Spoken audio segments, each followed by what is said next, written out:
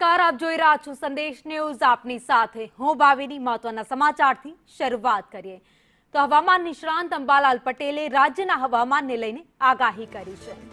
આગાહી કરતા તેમણે જણાવ્યું કે આગામી 48 કલાકમાં ગરમીમાં વધારો થવાની શક્યતા છે. કચ્છ, સૌરાષ્ટ્ર અને ઉત્તર ગુજરાતમાં તાપમાન વધીને 40 થી 41 ડિગ્રી સુધી પહોંચી શકે. જો કે 18 થી 22 એપ્રિલ દરમિયાન પશ્ચિમ વિક્ષેપને કારણે દક્ષિણ અને મધ્ય ગુજરાતમાં છૂટોછવાયો વરસાદ પડે તેવી શક્યતાઓ છે, જેના કારણે ગરમીમાં થોડીક રાહત મળી શકે. ત્યારબાદ 25 એપ્રિલ પછી ફરી એકવાર ગરમીમાં વધારો થશે અને 26 એપ્રિલથી તાપમાન 43 ડિગ્રીને પાર જઈ શકે.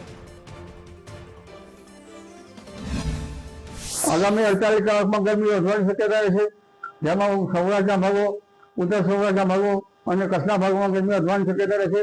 પવનની ગતિ લગભગ 10 થી 15 કિલોમીટર અને આંકાના પવનની ગતિ 25 થી લગભગ ઉપર અને કચ્છના ભાગમાં લગભગ કોઈ ભાગમાં 25 થી 35 કિલોમીટર રહી શકે.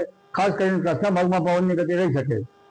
આ ઉપરાંત જોવા જઈએ તો 48 કલાકમાં કચ્છના ભાગમાં લગભગ 41 ડિગ્રી સેલ્સિયસની આસપાસ અને ઉત્તર સૌરાષ્ટ્રના ભાગમાં 41 ડિગ્રી સેલ્સિયસ આસપાસ મહત્તમ ઉષ્ણતામાન જવાની શક્યતા રહેશે.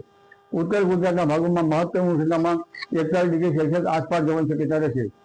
જેમાં પાટણ સમી હારીના ભાગો, બનાસકાંઠાના ભાગો અને પંચમહાલના ભાગો, સાબરકાંઠાના ભાગોમાં ગરમી વધવાની શક્યતા રહેશે. આ ઉપરાંત લગભગ મધ્ય ગુજરાતના ભાગોમાં ગરમી વધી શકે. કચ્છ ભાગમાં મહત્તમ ઉષ્ણતામાન 41 ડિગ્રી સેલ્સિયસ આસપાસ થવાની શક્યતા રહેશે.